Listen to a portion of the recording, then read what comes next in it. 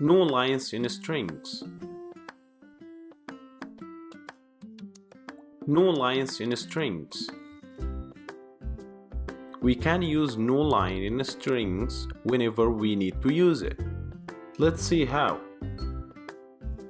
We first go to brackets and try this as example.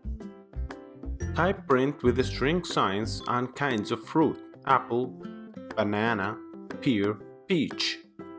So if we try this on terminal right now, it will print only one line.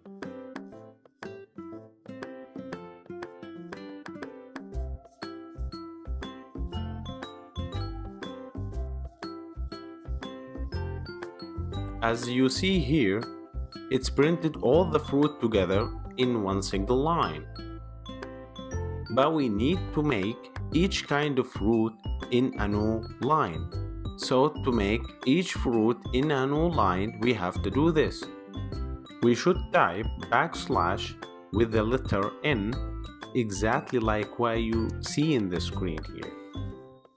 We actually can put it whenever we want the new line to be. Then save the file and try it on terminal. Very nice. As you can see here, each kind of fruit became in a new line. Cool? Thanks for watching.